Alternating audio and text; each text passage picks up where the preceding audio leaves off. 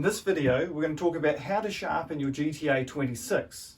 As you use it, the teeth on the chain do a lot of work, and of course they will lose their edge over time, and we need to be able to put a nice fresh edge back in place.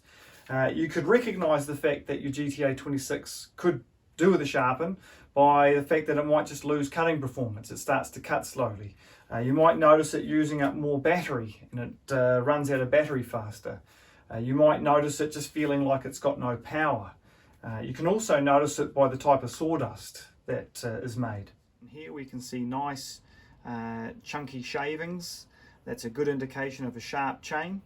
Whereas over here we see more powdery dust, and that's another example of often what a dull chain can do. When it comes to sharpening the GTA 26, we recommend using our 2-in-1 file system. Also very helpful to have a good vise.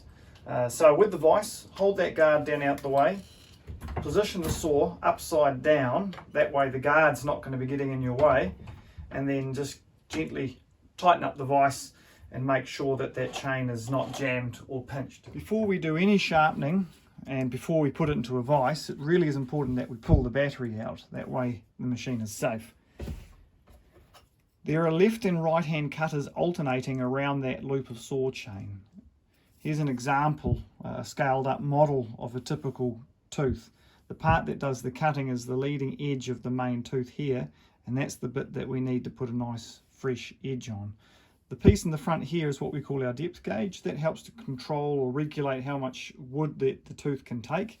And the beauty of the 2-in-1 file system is that it does both the depth gauge with that flat file in the middle, and it does the sharpening of the tooth with the round file. We have to place the 2-in-1 in the right position, so we're going to sharpen the teeth on the opposite side to us first, and the round file slips into place, and the depth gauge is underneath the flat file in the middle here. Position the file, you can see the files down on the tooth, and then we sharpen as we push away from the tooth. There is some indications. There's a chainsaw here.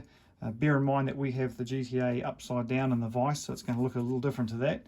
And then on that side we can see the arrow. When it's all positioned into place, that's the sort of tricky part to get right. We're holding it flat at 90 degrees, so we're not tipping it that way or lifting up that way. We can then stroke the file as we move away. Depending on how bad it is, you might have to do 3 or 4 strokes. In this case, this chain is just having a nice little touch up. 2 strokes is enough. And you can see I can only just sort of fit onto one tooth at a time before I have to rotate it around. But thankfully there's not a lot of teeth on this little saw chain, so you find yourself moving around it pretty quick.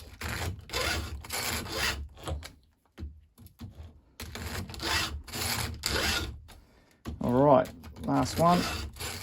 Once you've completed the first side, then it's probably easier just to take the whole GTA, turn it around in the vise, and that way you can come in and now from a really good angle get in there and do the other side. And it's just the same procedure. So we start and we push away from the tooth and then just work our way around.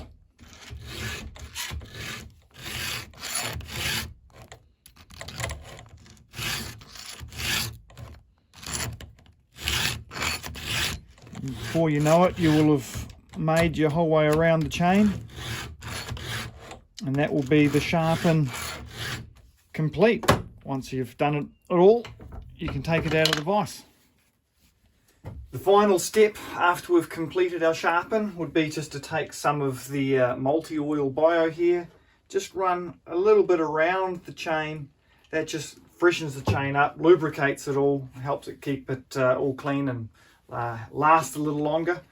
And once we've done that, we're free to clean it up, put it back away, or get back out to work.